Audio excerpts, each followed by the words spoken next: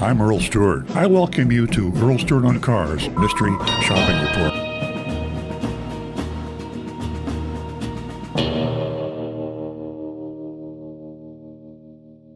Ford dealership at Murfreesboro.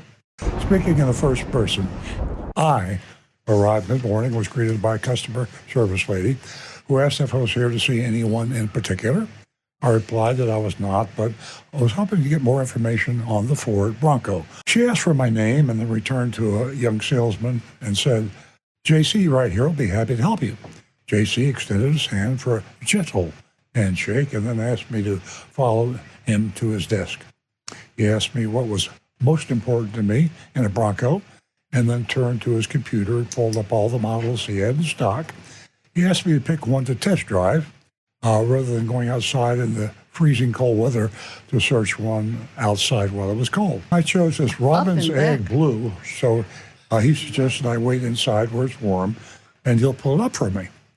I met him out front. The Monon label was in its proper place on the window of the car, which is the federal law. The Monon label was $38,355 on this particular Bronco. And, of course, there was an addendum label to inspect. It added $1,696 for door edge guards, tint, window tint, of course, door cup protectors, and membership in the Ford of Murfreesboro Connect.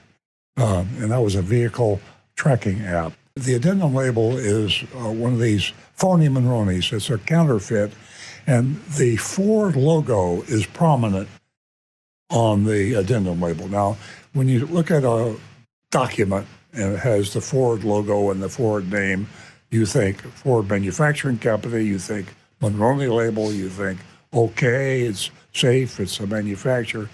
It's not. In fairness, Murfreesboro Ford has a disclaimer at the bottom that says that it's not a Ford label, but you don't read down that far. That's why we call them phony Mononis. He went over all the features. That's JC with me, the salesman, and then asked if I'd like to drive it. We went on quite the test drive while JC continued sharing info about the Broncos with me. He was very knowledgeable and entertaining. The type of salesperson that you fear the most are not the snake in the grass, not the guy with the mustache and the white shoes and the plaid jacket, not the guy that really looks and sounds like a crook. It's the sweet, he could be my nephew, he could be my grandson. He's so nice, gentle handshake. Open the door for me. Because the guys, and I say the guys, the people that can fleece you of the most wool are the ones that you like the most, the ones that you trust. And it's all about trust. So I'm not disparaging JC at this point. I'm just saying that when you buy a vehicle, we look for people we can identify with. We like a good smile, real white teeth, well-dressed. We look for people that, hey, I can trust this guy. But you can't trust people from looking at them. Once back from the test drive, we went back to the desk. I noticed a Bronco backpack sitting next to where JC sits, the salesperson. I made a comment on how cute it was, asked if it was his backpack. He smiled and said, no, but I'll gladly give it to you if you buy this car for me today. Bam. Look at there you go. He went on to say that it was a promotional item valued at over $400. So now we have now instead of on the addendum label, we've also got extra stuff that we can sell or give you to induce you. That $400 value is probably $40. It's only a markup of about 1,000%. So anyway, inside of the first aid kit, battery booster box with cables, fire extinguisher, and I was a little worried when I saw the fire extinguisher. I'm not sure that's a good idea. I mean, when you go to buy a car, you don't want the guy rushing out and says, you better take this with you. Anyway, JC then asked for my license to copy and put my information into his computer. He asked me if I was sure I really liked the vehicle. I said, yeah.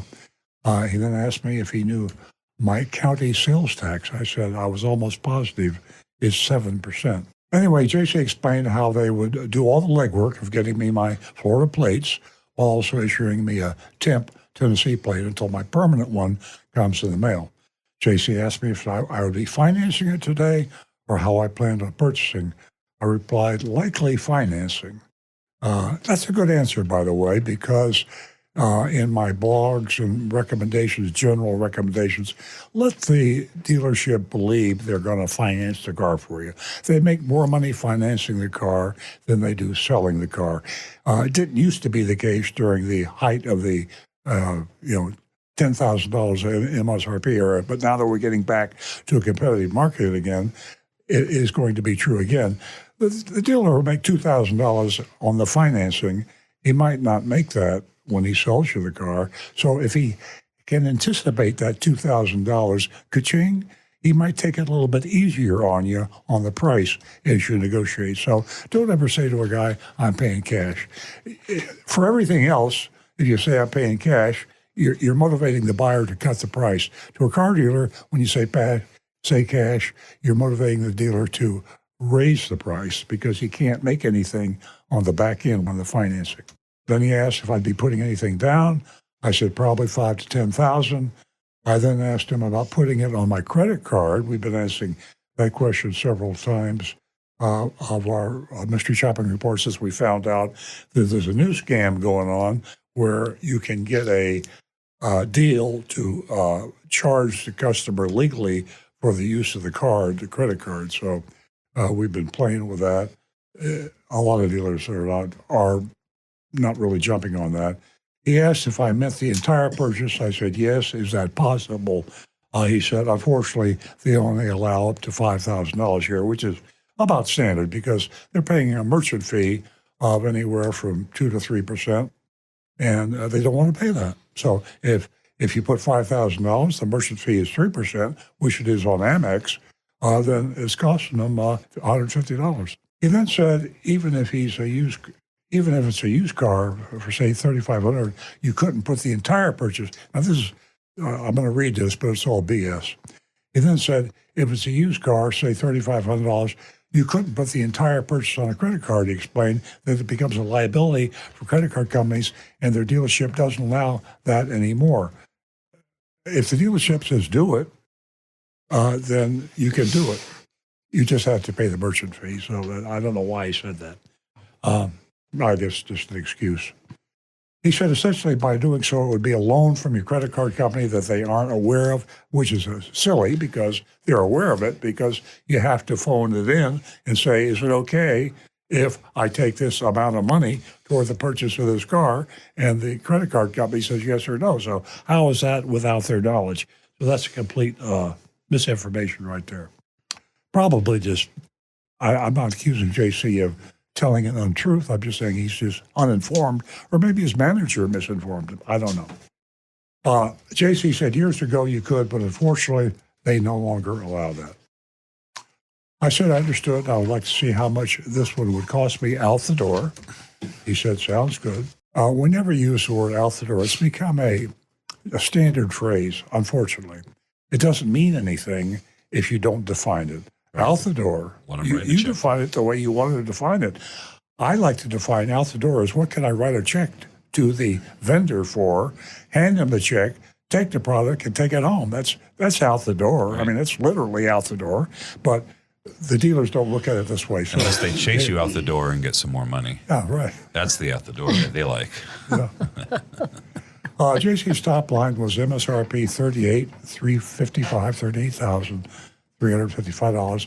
A $924 discount came off before. It always comes out before. He added $998 and $698 for the addendum items.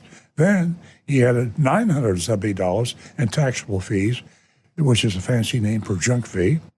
And there was no breakdown of that, by the way, before adding sales tax and some small non-tax fees. I didn't see anything for tag or registration, so I assume there's some tag and some junk fees in that taxable fee thing. Yeah. Which, by the way, that makes it not taxable fees because the tag fee is not taxable.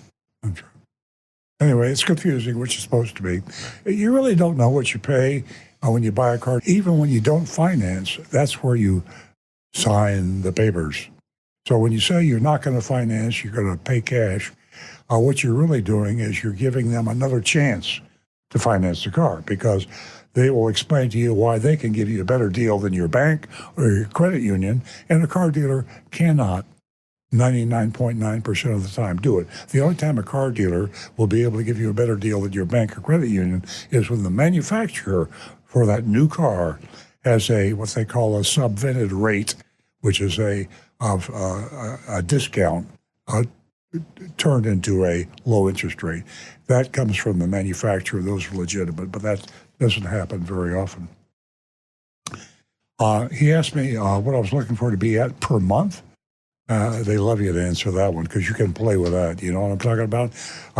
$750 per month is a lot different on a 36-month loan, from a 48-month loan, from a 72-month loan, from an 84-month loan. Again, he asked about the per month. I said, which is smart. I said it's not really about that, as it is the final out-the-door price for me. I let him know that I would need to talk to my husband, and he's not available until later this afternoon. That eliminated her argument, or my argument as Agent Lightning, to have to, take the car, call your husband, text the husband, tell him to come in the dealership. He won't be available. JC said, I understand. He asked if there was anything he could do to earn my business. You don't ever say, what do I have to do to sell you a car? You don't. A smart salesman doesn't want to sell a car. That's a dirty word. You want to earn their business. You know what I mean? It's all about the lingo. I declined, thanked him for his time, and left. He didn't let me know that they have a lifetime powertrain warranty. Ooh. And if I own the car long enough to go through 25 engines, I don't want to say engines won't fail. Yeah, engines will fail. But that's if you don't put oil in the car. If you lubricate the car, if you go by the factory recommended maintenance, engines never fail. Don't buy a car or not buy a car because the lack of or a presence of a free powertrain warranty.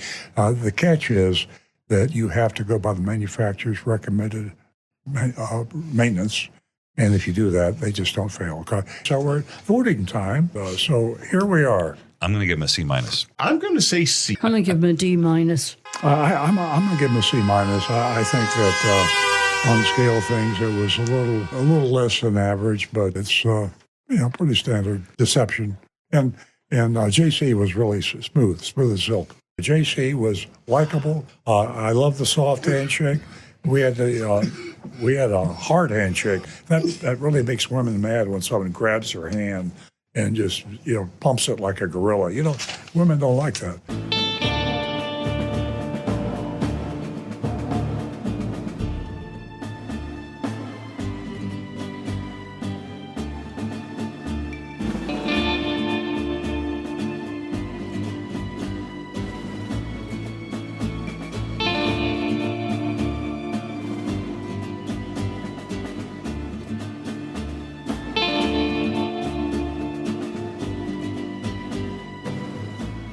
Hi, this is Earl Stewart. Thank you for watching this video. If you would like to be notified of new videos that we post to our YouTube channel, simply click on the subscribe button and the bell icon in the lower right-hand side of the screen.